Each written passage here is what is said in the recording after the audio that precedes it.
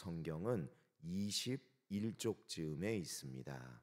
마태복음 13장의 말씀을 오늘도 드라마 성경을 통해 함께 읽겠습니다. 제13장.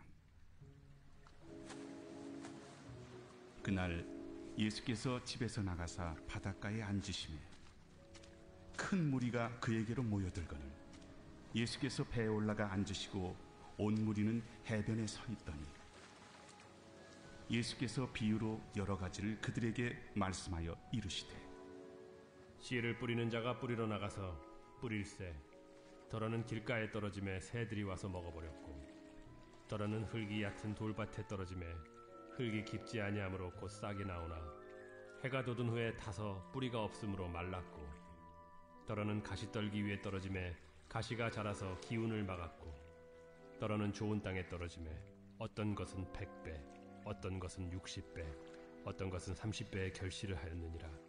귀 있는 자는 들으라. 제자들이 예수께 나와 이르되 어찌하여 그들에게 비유로 말씀하시나이까? 천국의 비밀을 아는 것이 너희에게는 허락되었으나 그들에게는 아니 되었나니 무릇 있는 자는 받아 넉넉하게 되되 없는 자는 그 있는 것도 빼앗기리라. 그러므로 내가 그들에게 비유로 말하는 것은 그들이 보아도 보지 못하며 들어도 듣지 못하며 깨닫지 못함이니라. 이사야의 예언이 그들에게 이루어졌으니 일렀으되 너희가 듣기는 들어도 깨닫지 못할 것이요 보기는 보아도 알지 못하리라. 이 백성들의 마음이 완악하여져서 그 귀는 듣기에 둔하고 눈은 감았으니 이는 눈으로 보고 귀로 듣고 마음으로 깨달아 돌이켜 내게 고침을 받을까 두려워함이라 하였느니라. 그러나 너희 눈은 봄으로 너희 귀는 들음으로 복이 있도다. 내가 진실로 너희에게 이르노니 많은 선지자와 의인이 너희가 보는 것들을 보고자 하여도 보지 못하였고 너희가 듣는 것들을 듣고자 하여도 듣지 못하였느니라. 그런즉 씨 뿌리는 비유를 들으라. 아무나 천국 말씀을 듣고 깨닫지 못할 때는 악한 자가 와서 그 마음에 뿌려진 것을 빼앗나니 이는 곧 길가에 뿌려진 자요 돌밭에 뿌려졌다는 것은 말씀을 듣고 즉시 기쁨으로 받되 그 속에 뿌리가 없어 잠시 견디다가 말씀으로 말미암아 환난이나 박해가 일어날 때에는 곧 넘어지는 자요 가시떨기에 뿌려졌다는 것은 말씀을 들으나 세상의 염려와 재물의 유혹에 말씀이 막혀 결실하지 못하는 자요 좋은 땅에 뿌려졌다는 것은 말씀을 듣고 깨닫는 자니 결실하여 어떤 것은 100배 어떤 것은 60배 어떤 것은 30배가 되느니라. 예수께서 그들 앞에 또 비유를 들어 이르시되 천국은 좋은 씨를 제밭에 뿌린 사람과 같으니 사람들이 잘 때에 그 원수가 와서 곡식 가운데 가라지를 덧뿌리고 갔더니 싹이 나고 결실할 때에 가라지도 보이거늘 집주인의 종들이 와서 말하되 주여 밭에 좋은 씨를 뿌리지 아니하였나이까? 그런데 가라지가 어디서 생겼나이까? 주인이 이르되 원수가 이렇게 하였구나. 종들이 말하되 그러면 우리가 가서 이것을 뽑기를 원하시나이까? 주인이 이르되 가만두라. 가라지를 뽑다가 곡식까지 뽑을까 염려하노라. 둘 다 추수 때까지 함께 자라게 두라. 추수 때에 내가 추수꾼들에게 말하기를 가라지는 먼저 거두어 불사르게 단으로 묶고 곡식은 모아 내 곡간에 넣으라 하리라. 또 비유를 들어 이르시되 천국은 마치 사람이 자기 밭에 갖다 심은 겨자씨 하늘 같으니 이는 모든 씨보다 작은 것이로되 자란 후에는 풀보다 커서 나무가 되매 공중의 새들이 와서 그 가지에 깃들이느니라. 천국은 마치 여자가 가루 서말 속에 갖다 넣어 전부 부풀게 한 누룩과 같으니라. 예수께서 이 모든 것을 무리에게 비유로 말씀하시고 비유가 아니면 아무것도 말씀하지 아니하셨으니 이는 선지자를 통하여 말씀하신 바 내가 입을 열어 비유로 말하고 창세부터 감추인 것들을 드러내리라 함을 이루려 하심이라. 이에 예수께서 무리를 떠나사 집에 들어가시니 제자들이 나와 이르되 밭의 가라지의 비유를 우리에게 설명하여 주소서. 좋은 씨를 뿌리는 이는 인자요 밭은 세상이요 좋은 씨는 천국의 아들들이요 가라지는 악한 자의 아들들이요 가라지를 뿌린 원수는 마귀요 추수 때는 세상 끝이요 추수꾼은 천사들이니 그런즉 가라지를 거두어 불에 사르는 것 같이 세상 끝에도 그러하리라. 인자가 그 천사들을 보내리니 그들이 그 나라에서 모든 넘어지게 하는 것과 또 불법을 행하는 자들을 거두어내어 풀무불에 던져 넣으리니 거기서 울며 이를 갈게 되리라. 그때 의인들은 자기 아버지 나라에서 해와 같이 빛나리라. 귀 있는 자는 들으라. 천국은 마치 밭에 감추인 보화와 같으니 사람이 이를 발견한 후 숨겨두고 기뻐하며 돌아가서 자기의 소유를 다 팔아 그 밭을 사느니라. 또 천국은 마치 좋은 진주를 구하는 장사와 같으니 극히 값진 진주 하나를 발견하며 가서 자기의 소유를 다 팔아 그 진주를 사느니라. 또 천국은 마치 바다에 치고 각종 물고기를 모는 그물과 같으니 그물에 가득함에 물가로 끌어내고 앉아서 좋은 것은 그릇에 담고 못된 것은 내버리느니라. 세상 끝에도 이러하리라. 천사들이 와서 의인 중에서 악인을 갈라내어 풀무불에 던져 넣으리니 거기서 울며 이를 갈리라. 이 모든 것을 깨달았느냐? 그러하오이다. 그러므로 천국에 제조된 서기관마다 마치 새 것과 옛 것을 그 곳간에서 내오는 집주인과 같으니라. 예수께서 이 모든 비유를 마치신 후에 그곳을 떠나서 고향으로 돌아가사 그들의 회당에서 가르치시니 그들이 놀라 이르되 이 사람의 이 지혜와 이런 능력이 어디서 났느냐? 이는 그 목수의 아들이 아니냐? 그 어머니는 마리아, 그 형제들은 야고보, 요셉, 시몬, 유다라 하지 않느냐? 그 누이들은 다 우리와 함께 있지 아니하냐?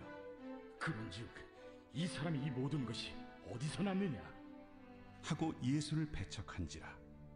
예수께서 그들에게 말씀하시되 선지자가 자기 고향과 자기 집 외에서는 존경을 받지 않음이 없느니라.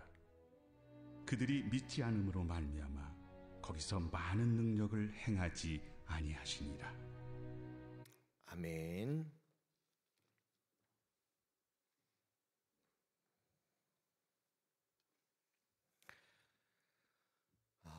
할렐루야. 이 새벽에 주의 말씀 사모하여 기도하는 자리에 나오신 여러분 한 분 한 분을 주님의 이름으로 환영하고 또한 축복합니다. 이 시간 절대로 손해가 아닙니다 라는 제목으로 말씀 나누겠습니다. 오늘 우리가 함께 읽은 이 마태복음 13장은 이런 단어로 시작합니다. 그날이란 단어가 나오죠. 보통 우리들이 이런 이 때를 이야기하는 이런 표현들을 그냥 보고 지날 때가 많은데, 여러분 성경에 이 때를 기록할 때는 분명히 무엇이 연관되어 있기 때문에 기록되었구나. 그럼 도대체 이 그날, 그냥 날도 아니고 그날은 무엇을 의미할까? 우리들이 조금 집중해서 볼 필요가 있습니다. 그날, 이 날은 어떤 날인가 보니까요, 바로 전장인 마태복음 12장 끝에 보면 이런 사건이 일어납니다. 예수님의 어머니와 형제들이 예수님을 보기 위해 옵니다. 그래서 사람들이 알려주죠. 예수님 밖에 예수님의 어머니와 형제들이 만나려고 기다립니다. 그랬더니 예수님이 뭐라고 말씀하세요? 어머니 오셨어? 형제들 오셨어? 맞아들여. 이렇게 말씀하신 게 아니고요. 제자들을 향해서 손짓하시면서 이렇게 말씀하십니다. 이들이 내 형제요 어머니다. 내 형제 어머니는 다른 사람이 아니라 내 아버지의 뜻대로 사는 사람들이 다 내 형제요 자매요 어머니다. 이런 말씀을 하십니다. 그 사건이 있은 후에 오늘 우리의 본문이 시작이 되는 거예요. 그러니까 이 말씀하신 그날이라는 것은 어떤 날인가? 예수님께서 내 형제와 자매와 어머니가 누구인가를 밝히신 그날 일어났던 일들입니다. 그래서 어떤 일들을 행하셨는가 보니까요, 주님이 하나님의 뜻이 무엇인가를 밝히 보여주시는 말씀이 오늘 본문에 등장한다는 것이죠. 그러니까 저와 여러분은 오늘 이 말씀을 통해서 우리들이요 알아야 될 것이 다른 것이 아니에요. 우리들을 향하신 하나님의 뜻이 무엇인가를 온전히 깨닫는 것, 그래야 그 뜻대로 살게 되고 그 뜻을 행하는 사람이 아하, 오늘 우리들이 찬송했던 것처럼 우리가 예수님을 참 좋은 나의 친구 이렇게 표현하는데 그냥 내가 친구 되고 싶다고 해서 친구 먹고 싶다고 해서 예수님께 친구 하실래요? 이게 아니라는 것이죠. 어떻게 우리들이 주님의 친구, 주님의 형제, 자매, 어머니가 될 수 있다고요? 하나님의 뜻대로 살아갈 때, 그렇게 살아갈 때 주님이 우리를 향하여 내 형제다, 내 자매다, 내 어머니다 해주신다는 것이죠. 비록 연약하고 부족하지만 그럼에도 불구하고 성령님의 도우심을 힘입어 오늘도 하나님의 뜻대로 살아가고자 합심할 수 있는 저와 여러분들이 다 되시기를 주님의 이름으로 간절히 축원을 드립니다.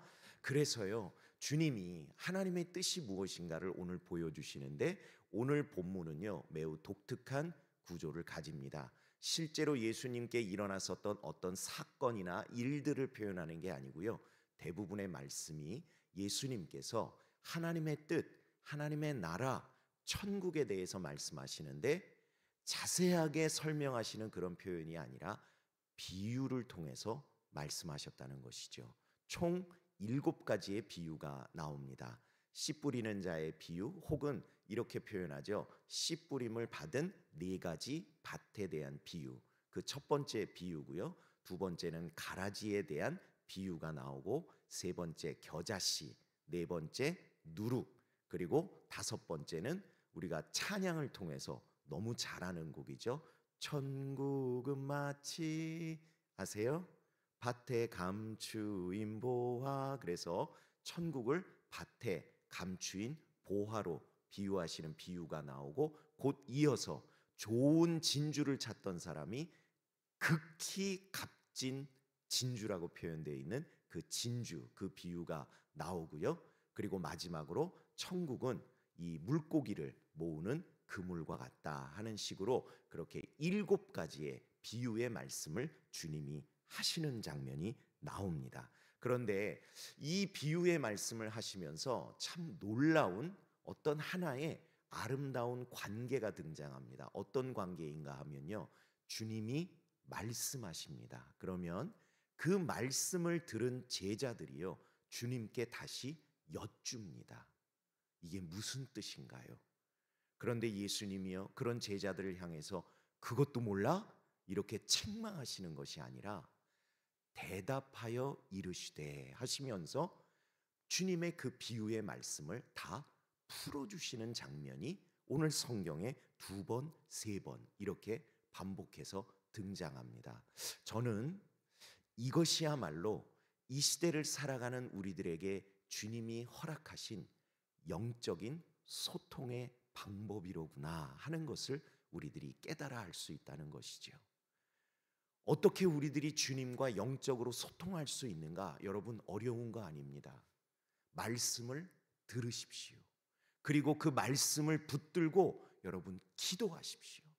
말씀을 깨닫게 해달라고 기도하는 것도 좋은 기도이고요, 또한 들은 말씀을 붙들고 주님 이러이러한 문제가 있는데 어떻게 해야 합니까? 주님 해결해 주십시오.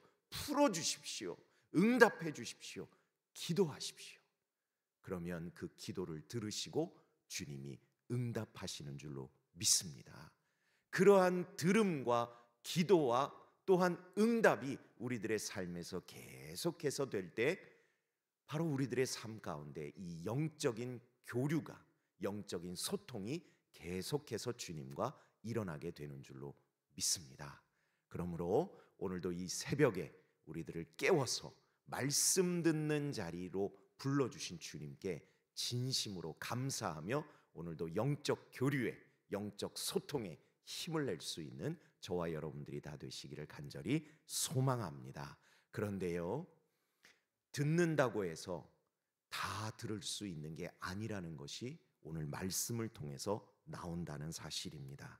11절에 보니까요 2부류의 사람이 등장합니다. 말씀은 똑같이 선포가 되는데 그 말씀 앞에 2부류로 갈려져요. 어떤 2부류가 등장하는가?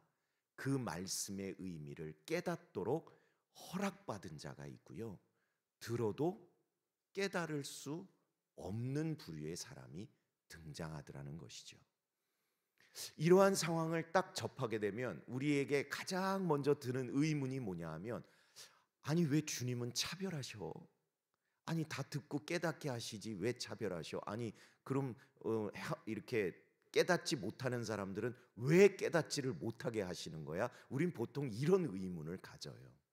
그런데 질문의 관점을 우리들이 조금 바꿔볼 필요가 있습니다. 주님을 탓하듯 비판하듯 하는 질문이 아니라 나를 향해서 이렇게 질문할 필요가 있다는 것이죠. 그럼 나는 왜 말씀이 들려지도록 허락받았을까? 내가 무슨 자격이 있어서? 내가 뭐 그렇게 잘나서? 하나님의 말씀의 기준에서 바라볼 때 나는 절대로 의인이 아닌데, 나는 늘 주님 앞에 죄와 허물이 많은 죄인인데도 불구하고 왜 나는 하나님의 말씀을 들을 때 그것이 은혜가 되고 내 믿음이 되고 그것이 나의 신앙이 될 수 있을까? 우리는 그런 질문을 던져야 될 것 같아요. 근데 여러분, 그 질문을 던졌을 때 답이 있나요? 답이 있으세요? 내가 그럴 만한 자격이 있다는 이유를 발견하세요? 아니요. 이유가 없더라고요. 나한텐 그런 자격이 없더라고요. 그런 능력이 없더라고요. 그런데도 불구하고 수많은 사람들 가운데 하나님께서 나를 구별하여서요, 하나님의 백성 삼아주셨을 뿐만 아니라 들을 귀가 열려지게 하셔서 하나님의 말씀을 들으면 그것이 은혜가 되고 감격이 되고 나에게 주시는 말씀이 되고 나를 향한 주님의 사랑의 말씀이 되도록 하셨다는 것이죠. 결국 그것이 다 무엇으로 귀결됩니까? 하나님의 은혜인 것이죠. 나에게 이유가 있는 것이 아니라, 나는 그러할 만한 자격도 이유도 없지만 그런 나에게 하나님이 베풀어 주신 은혜로구나. 이것을 우리들이 깨닫게 되고, 그렇기 때문에 그 은혜를 깨달은 사람들이 하나님께 드리는 것이 무엇입니까? 바로 감사의 고백인 것이죠. 주님, 감사합니다. 아무런 자격도 아무런 이유도 없는 나를 택하여 백성 삼아 주셨을 뿐만 아니라 믿음 주셔서 들을 귀를 열어 주셔서 하나님의 말씀이 은혜가 되도록 역사해 주신 그 은혜, 감사합니다. 하나님 앞에 이러한 감사의 고백을 드릴 수 있는 것이죠. 그래서요, 그런 감사의 고백을 드리는 저와 여러분의 인생이야말로 어떤 인생인가? 오늘 성경에 보니까 정확하게 정의가 되어 있더라고요. 어떤 인생인가? 복받은 인생이다. 이렇게 기록되어 있습니다. 여러분 16절 말씀에 보니까요, 그러나 너희 눈은 봄으로 너희 귀는 들음으로 복이 있도다. 아멘, 아멘. 여러분들의 진정한 감사의 고백이 되기를 소망합니다. 여러분, 그렇기 때문에요, 오늘 이 말씀을 통해서 우리들이 깨닫게 되는 것, 우리들이 날마다 살아가는 인생이 별것 아닌 줄 알았는데요, 아니요. 우리가 말씀을 볼 수 있는 것, 말씀을 듣고 깨달을 수 있는 것만으로도 저와 여러분들은 복받은 인생을 살고 있는 것이로구나 하는 것을 우리들이 깨닫게 된다는 사실입니다.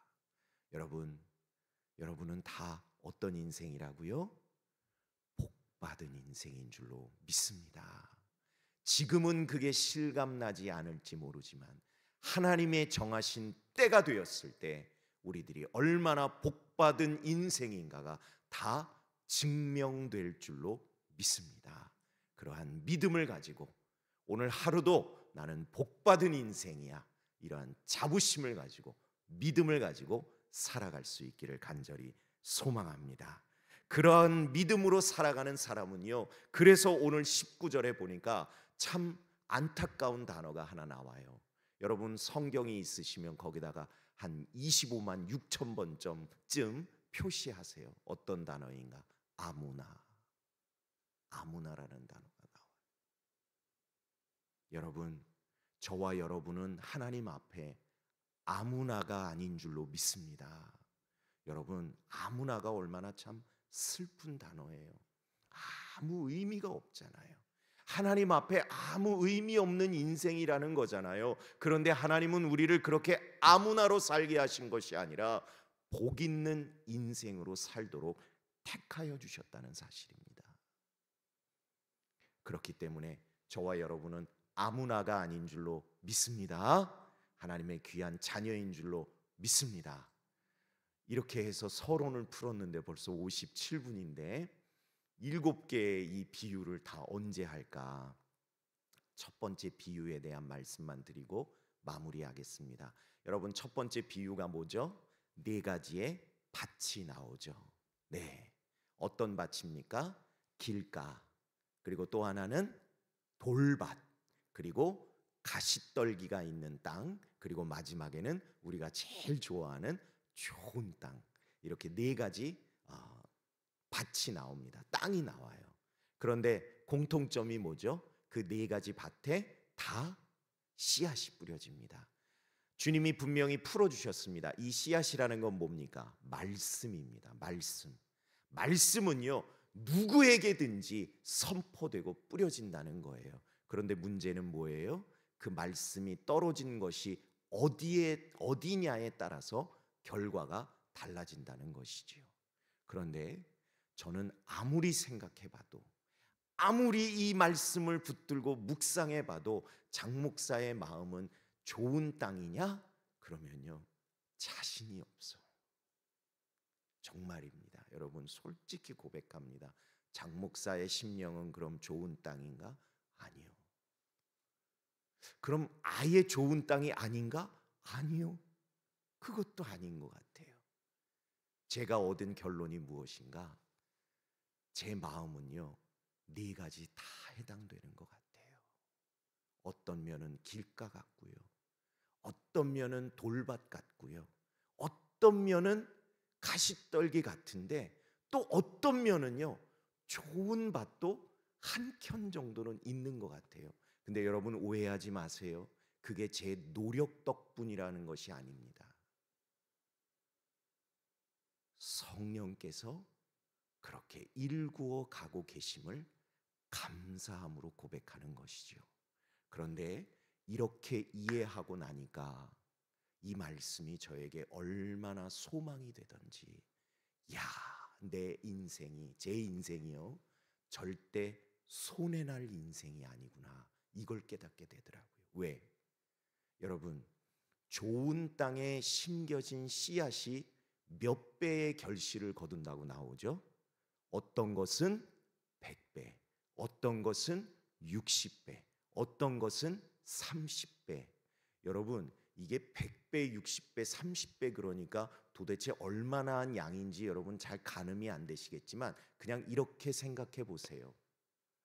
그 정도 결실이면요, 남은 밭에서 소생이 없어도 그 손에 상쇄됩니다.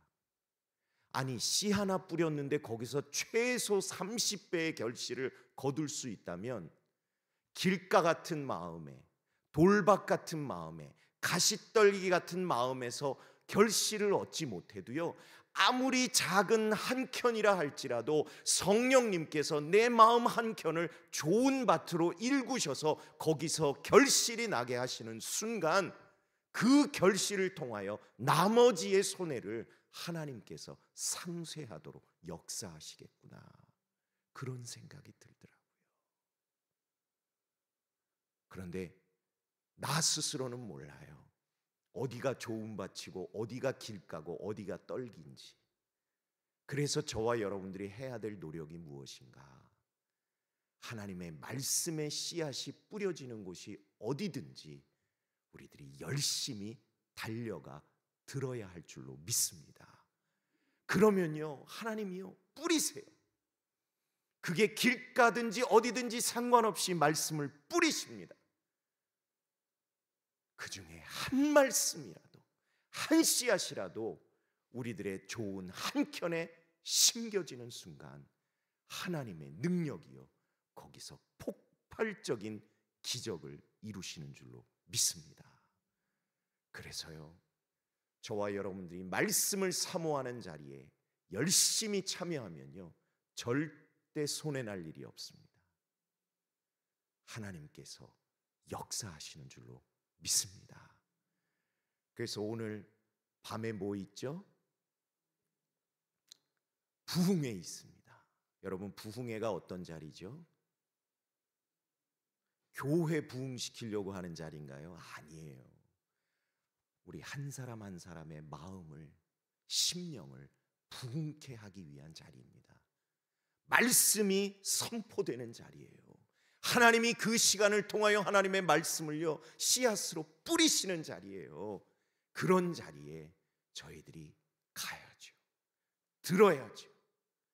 그리고 언제 어디에 뿌려진 씨앗이 30배, 60배, 100배의 결실을 거둘지 모르는데 그런 자리를 우리들이 사모하며 나와야 하지 않겠습니까? 이렇게 설교하고 나니까 부흥에 참석시키시려고 준비하셨나 그런 오해하신 그런 건 아닙니다. 그러나 말씀이 선포되는 자리에 우리들이 사모하며 나아갈 때 폭발적인 하나님의 능력이 역사하실 줄로 믿습니다. 그러므로 여러분들 차제에 포기하지 마세요. 들어봐야 뭐해? 난 길가인데, 떨긴데, 돌밭인데 난 좋은 밭 아니야. 걱정하지 마십시오. 그건 성령님께서 알아서 하실 일입니다. 그러므로 우리들이 해야 할 것 다른 것이 아니라 말씀이 선포되는 자리를 늘 사모하며 나아갈 수 있는 저와 여러분들이 다 되시기를 주님의 이름으로 간절히 축원을 드립니다. 기도하겠습니다. 하나님 감사합니다. 오늘도 귀한 하나님의 말씀을 통해 저희들이 이 새벽에 어떻게 기도하고 또한 어떻게 주님께 매어 달려야 할지 깨닫게 하시니 감사합니다.